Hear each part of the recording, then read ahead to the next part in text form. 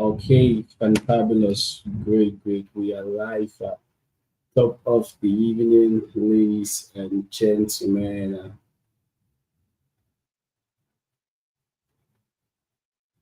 Great, awesome, awesome, awesome. This is wonderful.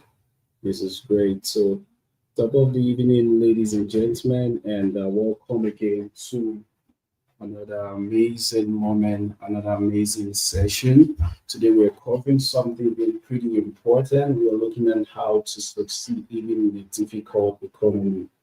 If you can hear me, can you just put up a fire emoji or something in the comments? Let me know those that are on board. Okay, wonderful. That's great. That's great. That's awesome.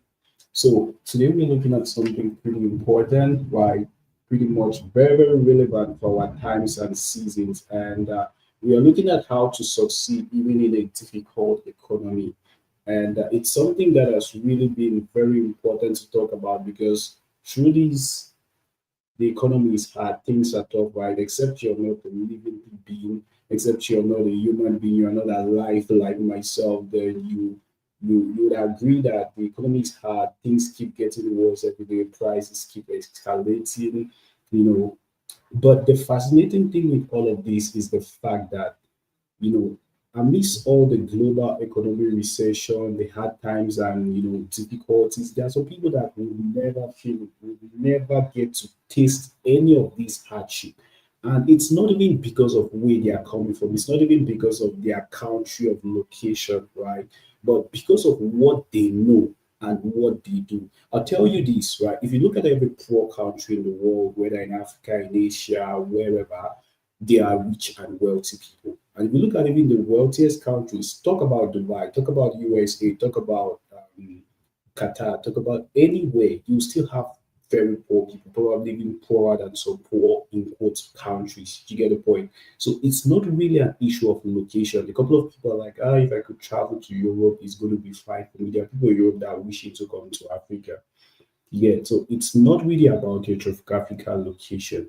Yeah, location influences to an extent, but it doesn't mean that you cannot do something where you are, right? And so that's the purpose of this amazing moment here tonight. We're going to be uncovering how to succeed even in difficult times. Amazing, amazing. That's great. That's great. Lovely. Okay, awesome.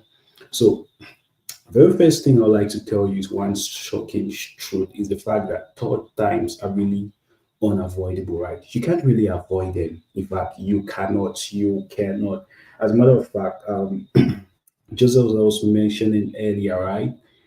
From probably when you were a kid to whatever age you are right now, you'll agree with the fact that prices of things have kept getting high. Maybe at those times your parents were like, things are hard, there's no money and stuff. And then now they're like, things were better then. But you want to look about it, they are saying things were better then, but that time they were saying things were still hard. You get so it doesn't get better.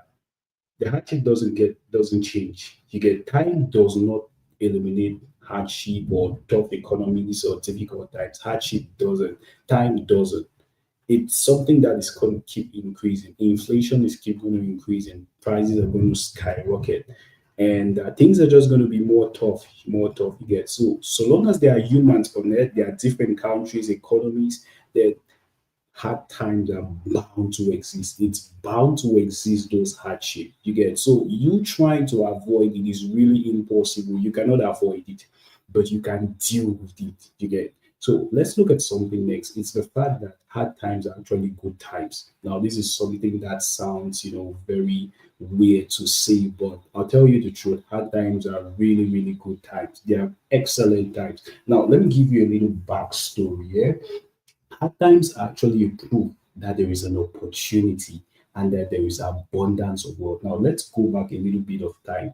You want to think about companies. Let's start with companies, right? You look at Airbnb, which a lot of us know as guest houses, right? Airbnb. Now, Airbnb came to life in 2008. If you've studied financial times, the economy and stuff, you know that 2008, 2009 was the toughest and the deadliest financial hardship and, hard times that the recent world have experienced, right? That's the most tough financial crisis that we've had in recent time. 2008, 2009, economies were crashing. Lots of big companies went dead. But this, as fascinating and as difficult as this was, it's equally the same time that Airbnb came to life. And as a matter of fact, Airbnb is one of the most successful companies that we've had in also these recent times.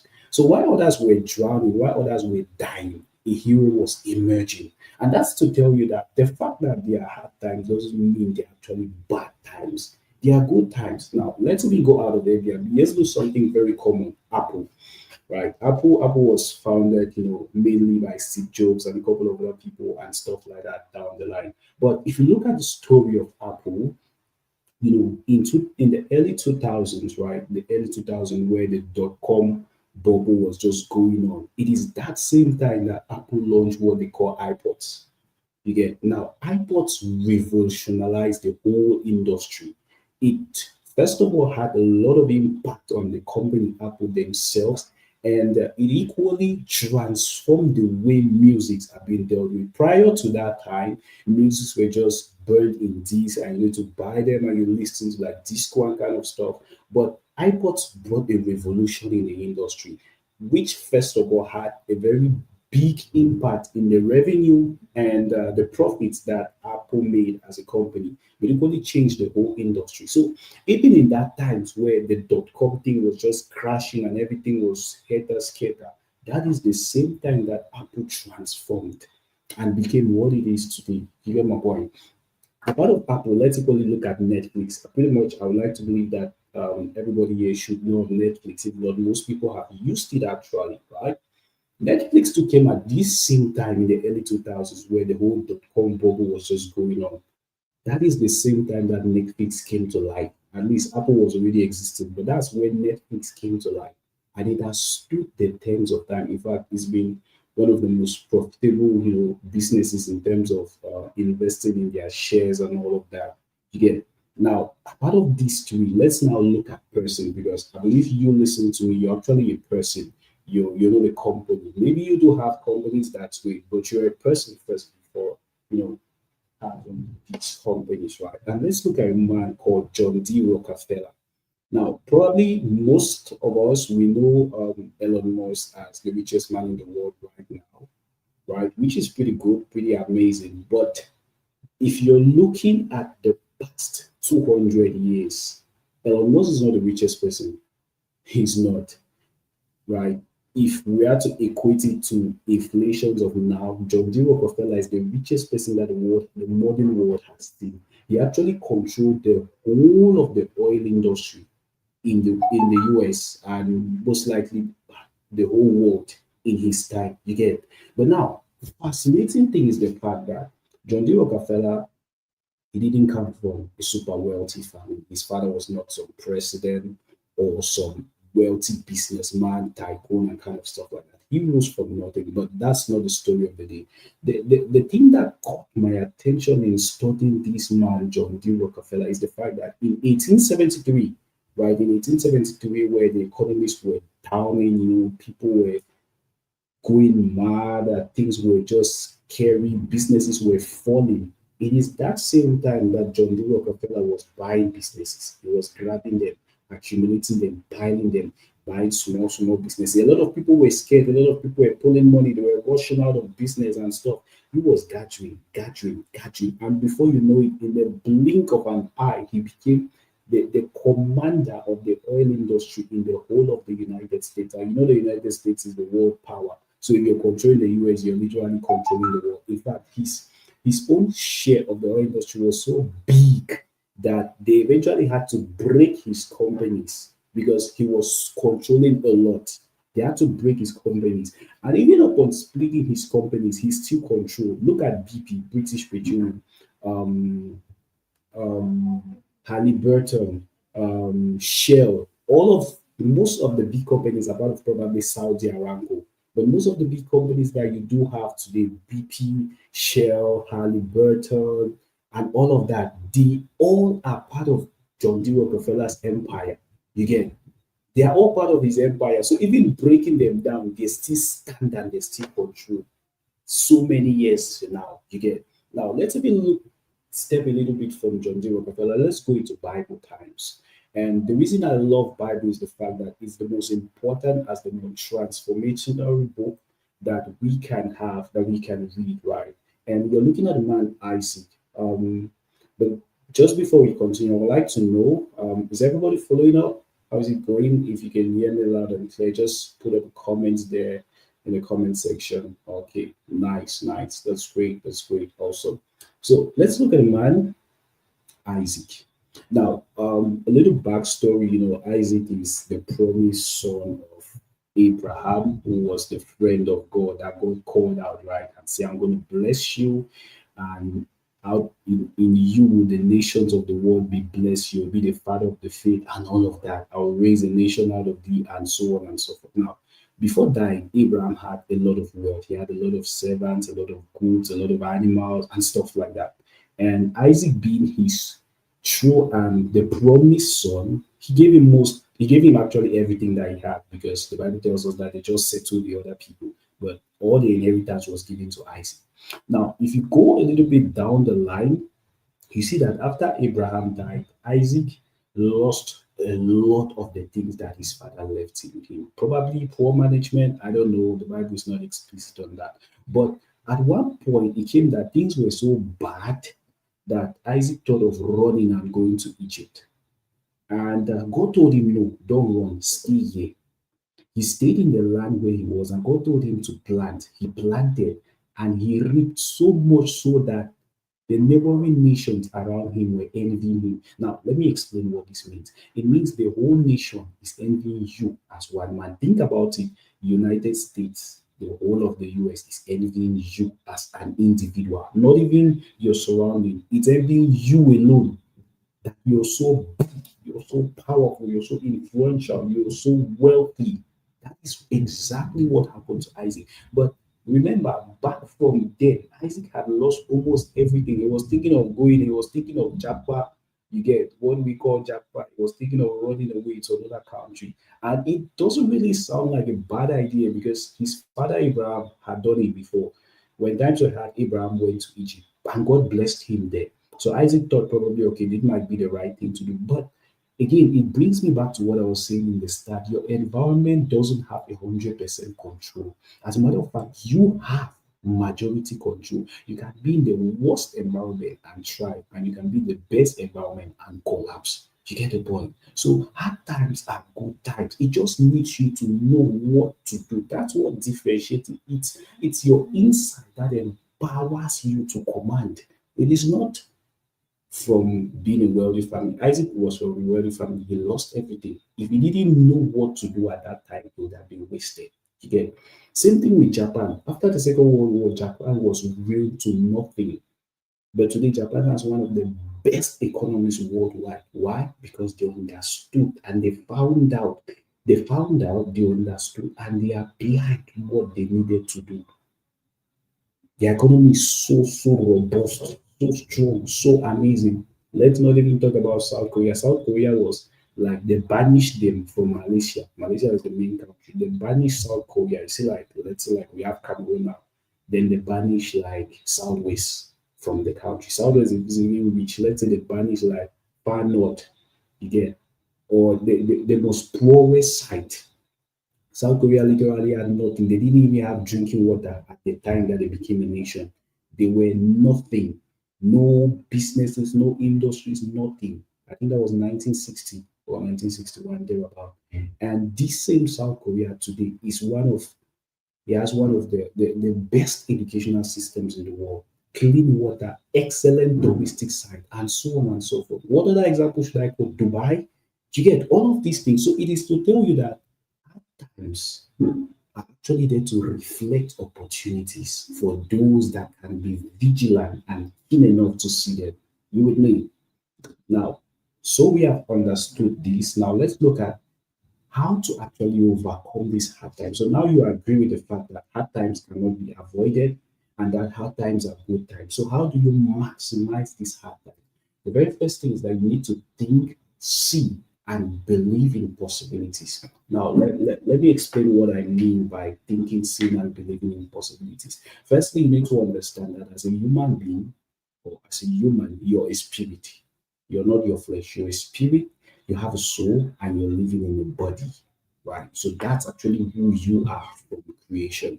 And I'd like us to go a little bit to Genesis chapter 1 in the Bible, because it's very vital for us to understand why this is the way it is. Now, the Bible tells us that the earth was without form and void, and the Spirit of the Lord moved over the face of the deep.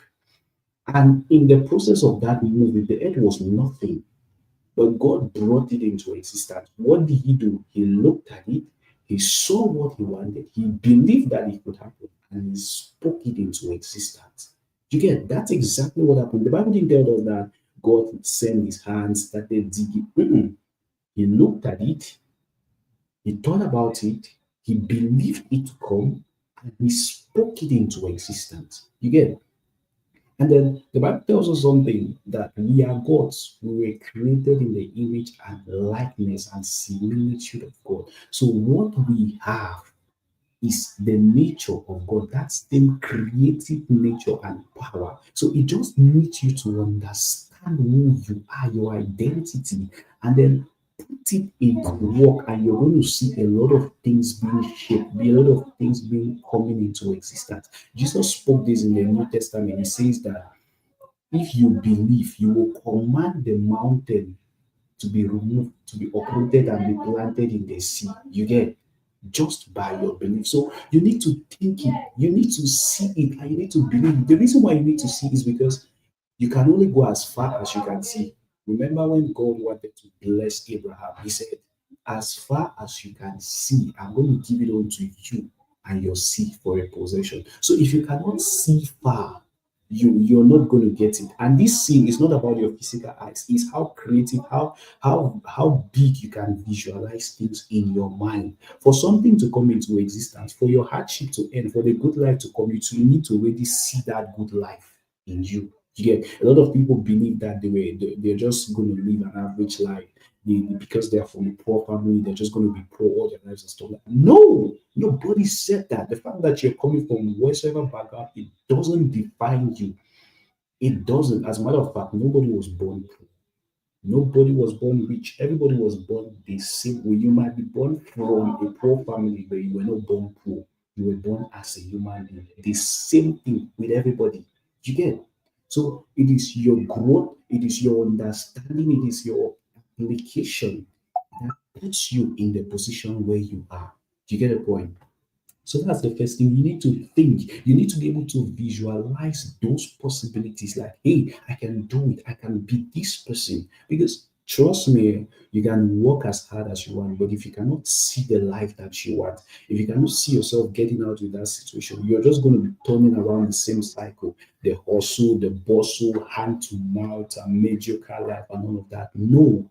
From the time you start seeing that life, you start commanding the universe to align in your favor. This is not even some probably over churchy kind of stuff. Yes, you need to be very, very spiritual, but this is not even over churchy. It is laws that work with everybody. That is why some people are rich, but they do not serve God. They do not go to church. They do not believe in God. But the laws operate for them. Why? Because they understand it and they apply it. Do you get my point? Good. So you need to think it, you need to see it, you need to believe it. That is what unlocks the creative abilities in you. And that is what puts you, you know, ahead of the other people. There is this book, Think and Grow Rich. If you read it, you're going to be wowed. Right? It tells you how much your thinking influence your wealth. Trust me when I say this. Out of the 100% that you need to succeed, 25% most often is from your skills and your abilities. 75% is from your thoughts, your perceptions, your visualizations. A lot of us, we were taught in school how to work, how to, they taught us the skills and stuff. You might be very skilled, you might be very hardworking, but somebody's going to be 1,000 times richer than you. Why? Because he has the visualization ability. He knows how to think it, he can see it, he can believe it. And so, though he doesn't have the skills, he's going to have all the money and probably be crumbling you. You get the point? So you need to bench on this, think it, see it, and believe it. Now, when you're done with that, the next thing you need to do is to think and create value. All the money you want in the world is a function of value, not by you screaming, not by you shouting, begging. No, it is a function of value. So long as you have value to commit, money is going to flow to you if you can sell that value effectively. Now, there is a little problem here. A couple of people do have value. A lot of people are intelligent, they are insightful, but they do not know how to sell their value. So that value now is incomplete because selling is also part of the value equation. If you're good at what you do, but nobody knows you, then you're not good. You get the point? You become only good when people know you and people can attest to your goodness. You can understand? So you need to think first and create value. Think and create value. Now, let me explain this. Let's still use biblical example. We're going to look at the boy David. David came into the limelight. David came into the limelight, when Israel were having some hardship. They were going through some terrible moments, and they were at war. Their neighbors, the Philistines, were defiling them, challenging them for war, and all of that. And David came to that. David now, he had never fought before. He wasn't a soldier, but he had defeated a lion, he had defeated a bear, and he knew that he had been formed by those situations. You get? So he saw that as an opportunity. Remember, this was a hard time. The economy was hard. When there is war, the economy cannot be good. So it already tells you that it was a very hard time in Israel. They were at war, so the economy was bad. But the boy could create value. He could see possibilities inside that hardship. When everybody was scared and running, he was seeing possibilities that if I can do this, then I'll be able to get this. So he positioned himself with the value that he had, and that took him straight to the palace. That alone made him a national hero in one day, from a mere peasant, from a mere caterer or whatever, to a national hero overnight. He was walking in the Hall of Fame overnight. As a matter of fact, they even put him above the king. Why? Value, value, value. Let's even look again at Daniel. Daniel also came to the limelight when they are just taking them into captivity. So they had destroyed their whole nation. He was a slave boy. They took him. But because of what he was able to bring out, the king made him the governor. And fascinating thing is, Daniel didn't just rule in his time. Four kings came and left. Daniel was still standing. In fact, he was the biggest man in the whole of Babylon. Why? Because he was able to position the value that he had. He was able to create value, though he was a slave boy. You get? So the money, the wealth, and everything that you want is as a function of the value that you can give. The more valuable you are, the more resources and things you know towards your direction. So be more valuable. Same thing again goes with Joseph. Same thing. Right? He emerged in the time where things weren't seemingly good. And because of his value, he went from a prisoner to, the prime minister. Fascinating. So just again, think value, create value. It is what you give that will bring you what you want. And the fascinating thing, all the money that you want is in people's hands, or is in someone else's hands, someone else's pocket. You need to create value for that to flow from their pocket to you. Now, the next thing is improve your skills, services, and your goods. Skills, if you're the person who offers skills, maybe freelancer, graphic designer, whatever. If you offer services, I don't know, advertisement or whatever thing, creative, whatever, or you sell goods, right? You have a business, whatever. You need to improve them, especially during hard times. Now, the fascinating thing is the fact that during hard times, a lot of people cut down on what they will normally pay for because they want to save, they don't want to overspend and stuff. But let me shock you. During hard times, your customers become your advocates. And if you do not serve them well, they're going to leave you and go to people who serve them well. And when those hard times will pass, they will not return to you. You get the point. So during hard times, you need to even improve. You need to improve. You need to perfection. You need to add value. You need to create more better ways to serve the people that you're serving, whether it's your clients or whosoever, or it's your job site or anything that you're doing. You need to find a way to improve, especially during hard times. Find a way to improve, find a way to deliver better. There is always something that you can add. There is always something that you can add.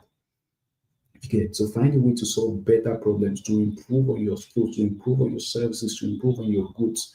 It will give you an edge over your competitors, and it's going to position you for great results, not only during the hard times, but even after the hard times. Because when people during hard times, people are able to identify those that stand with them.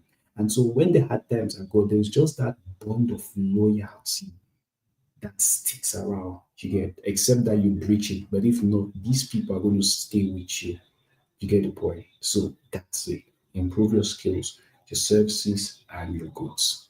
Now, the next thing for you to do is to focus on things that you can control. Very, very important. Now, this image here, we have somebody at the gym. Probably he's trying to lose some muscles or he's trying to build some muscles and lose weight. You might be like, okay, I want to gain um or I want to lose probably 10 kilograms in 1 week. Okay, that's good. But you cannot exactly control that. What you can control is that you're going to go to the gym every day, whether you feel as to or you don't feel as to. You're going to lift up the weights, whether you feel as to or you do not feel as to. You're going to run down the treadmill, whether you're feeling as to or not. Those are things that you can control, you can. So whether in hard times or even in good times, focus on what you can control. Yes, have goals, have ambitions, have desires. That's very good, very necessary. But do not focus on the goals because you cannot fully control them. Break down those goals like, okay, if I want to achieve, I want to make like 1 million francs in one. What can I do to achieve that? When you find that thing that you can do, be doing it every day, whether the results are coming or not, just keep doing. As time compounds, the results are going to come. But you alone cannot control those results. What you can control is what you are doing. You get, and I'll leave you with this quote that says that you do not rise to the level of your goals, you fall to the level of your systems. What systems have you put in place that are going to help you, right, to develop and to build to the level that you want to be? That's what you need to focus on. That's what you need to keep looking at. You get my point? So focus on the things that you can control. Focus on the things that you have full autonomy over. That's what's going to give you your urge. That's what's going to push you. That's what's going to drive you closer to your desired outcome. Not you just focusing on the outcome. Focus on what you can control. Okay, the internet is bad. Yeah, you cannot control that, but what can you control? Do you get my point? What can you control? Probably okay. Um, you're going to keep reading. You're going to keep improving. Those are the things that are a little bit within your power. Do you get my point? So focus on what you can control and leave the rest for God. I like this part, leave the rest for God. Now, the next thing is very, very vital is that you build quality relationships. See, in fact, the best time to build quality relationships is before you need them, not when you need them. It's good to build relationships before you need them so that when you need them, you already have them rather than just trying to build them when you need them. There is this fabulous quote that I like using. I use it in my university manifesto as a student government president, and it's the fact that in times of war, the foolish build barriers while the wise build bridges. You don't need to cage or you shouldn't cage yourself thinking that you know it all. Yeah, you might be smart, you might be intelligent, but you need people, you need quality relationships. And I think this is one aspect that holds a lot of builders, a lot of insightful and hardworking people is the fact that you always want to push. You don't want to bother people, you don't want to disturb people. But trust me, you need them. You and I need them. I also was someone who went through this weird belief, but I discovered I need people. Nobody rises up just like that. You need somebody to bring you up. When you're a child, they give birth to you. You needed your parents to bring you up. In your business, in your job, you need somebody to bring you in. Whether you know or you don't know anybody, the HR will need to interview and approve you that okay, this is a good person. That's the person bringing you in. So you need people. Even when God wants to bless and uplift you, you need to use a human being. So the best you can do is to create quality relationships. You're not an island. You cannot survive on your own. You need people. Look for every possible way to connect with quality people. Now, let me just give you this: when you're building quality relationships, is the fact that don't look at what people can offer you first. Look at what you can offer them in that relationship, in that connection, in that friendship, right? Look at the things that you're going to be offering them that's going to be beneficial and useful to them, and offer it to them. And when you do, it's going to be easier for them to reciprocate and even do much better. But do well to build quality relationships. So pretty much these are, the vital things that you need to thrive and to succeed in any hard economy. If you apply them, I guarantee you, within the next 60 days, you're going to have mind-blowing results, results that are going to blow your world. They're going to wow you. They're going to amaze you.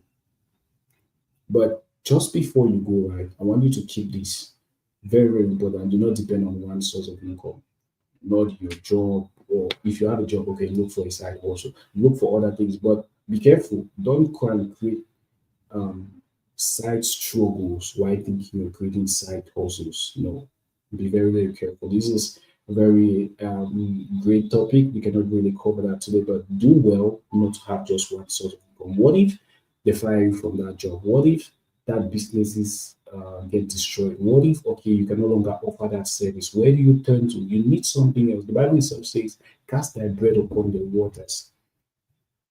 You get, so you cannot just walk lean on one thing. You need to spread. You need to spread your wings so that if at all, because those are things too that you cannot control. A client can decide to leave you today. You will not force them. If that was your only client, you're dead. Your boss might decide to fire today. If you didn't have savings, you're in trouble. You get, so do not depend on just one source and do not refuse change. Very important. I think you probably knew of the phone BlackBerry, these Nokia phones, Motorola phones. Where are they today? You barely hear them. You barely hear them. BlackBerry has disappeared. Motorola is still struggling, but they are almost nothing. You get, and so on and so forth. Why? They did not adapt to change when it was coming.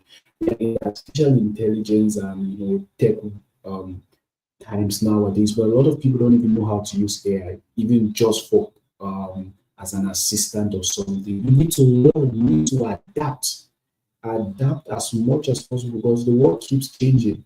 And if you do not adapt, it's going to change and leave you behind. Before you know it, you cannot have a job, you cannot have a business, you don't have any vital skill because they have left you behind. Right. So always adapt. In fact, be proactive in the changes before the change comes. Try to be ahead of it. Don't think that probably you're in Cameroon, you're in Africa and stuff like that is affect you. It's going to affect you and it's going to affect you really, really tough, like it or not. So get yourself going, adapt fast to the changes. And note this very important is the fact that when the going gets tough, only the tough get going. And if you can do well enough in hard times, then you're going to do well at any other time, even when the hardship comes and balances. Not like hard times are going to be completely removed away, but let's say like the economic crisis or the financial crisis of 2008. By the end of 2009, it had subsidized that, quench a little bit and things were, getting to normal and stuff like that. So if you can survive hard times, the crisis, the struggles, you're going to survive anytime. And that's what you need to be. You need to be that resilient person. You need to be that bold person, that undefeated kind of person. That's what the world needs. Not people that are mere wishes, not people who are dreamers. But after dreaming, you need to do the work. You need to do it. You need to act on it whether you believe God or not, even for God to bless you, you need to act. When there is something that goes, and it's the fact that when you do everything that is within your capacity, the universe itself aligns to your favor, like it or not. There is a level that you get to that something becomes inevitable for you because you've done everything that is demanded of you. You get, and so you must enjoy the results. You must enjoy the results. But I'm going to give you one final vital secret is the fact that whatever you're doing, you need to anchor on with God. You need to stand with God. I said it from the start. As human beings, we are spirits that have a soul and we live in a body. And the way you have it is the fact that the invincible controls the visible. You get the things we do not see, they control what we can see. Before things come into existence. They were formed in the invisible way. And the best anchor for you, right, is for you to attach yourself to the spiritual part. And hear this very keenly. If you're not spiritually minded, you can never get to some certain levels. There are places you will never be able to enter if you're not rooted in the spiritual, whether you're for the devil or you're for God. And so it's left on you. But I'm going to tell you this, right? It's better you choose God. It's not by force, but it's better you choose God. The devil will kill you, he will destroy you. He's just going to lie to you and eventually use you. But God is interested in blessing you. Like it or not, God does not need anything from you. You like it or you don't like it, he remains God. He owns everything in the world. The devil doesn't. The devil is manipulating you. So this is your opportunity.